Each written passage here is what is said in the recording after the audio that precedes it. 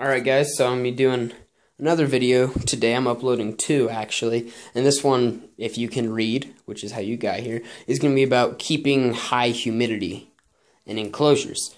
As some of you know, some of you don't, I do have this Asian water monitor, custom built enclosure over here, and humidity is kept about 70 plus, sometimes in the 80s and higher humidity. And it's easy to maintain in this one because I have, 2 feet of soil in a completely sealed box. So it's pretty easy to maintain it, but I'm sure some of you are wondering how you keep humidity in something like this. This is my White's tree frog vivarium, and this is a screen top, as you can see. I thought I could focus on it, guess not, oh well. So, White's tree frogs do not require high humidity, which is something I thought when I first got mine. Just so you know, if you have a White's tree frog and you're watching this video for him, stop. They don't need high humidity.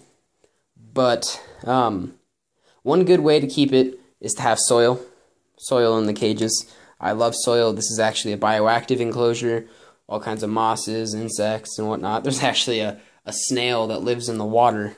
He got transported from a rock from a while ago, from my fish tank.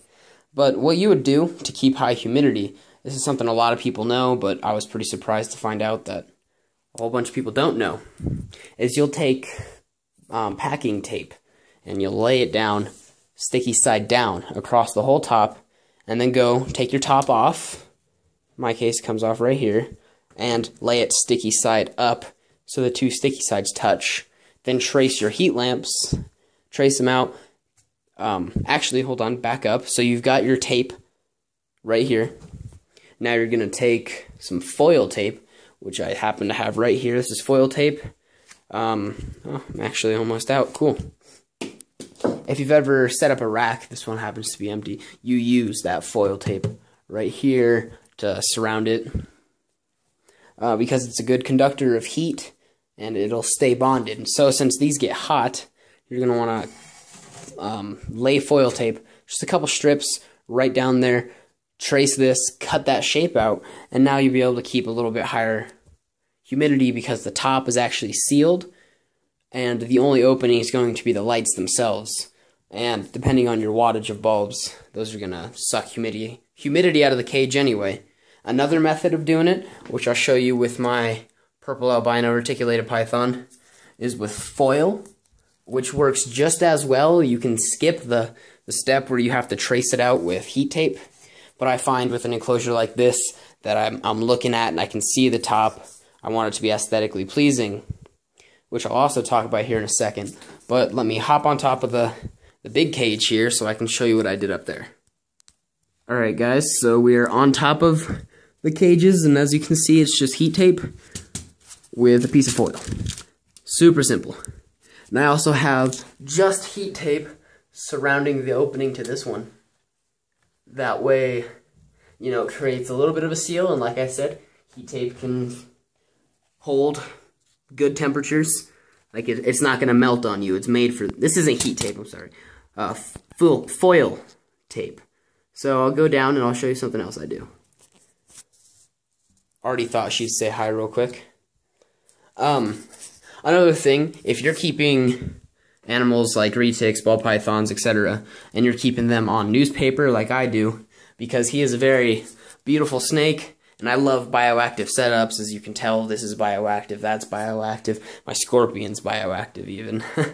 But when you're keeping an animal like this that you want to be aesthetically pleasing, you don't really want it to be covered in dirt all the time, to have dirt in its mouth, under its scales. And I actually found he was having a hard time feeding because he'd actually get a lot in his mouth. So I just went back to this, but now I'm having humidity problems even with that up there. And so what I'm doing now is a big old pile of sphagnum moss. You can pick it up at Lowe's. I think they call it orchid moss, if I could speak today.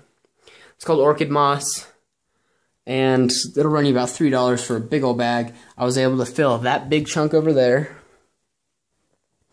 do the humid hide for the leopards, and even do a humid hide for the one of the smaller female retics. You can kind of see her right now. She's She's not the nicest. She's quite mean. Oh, you can actually see her from the top as well.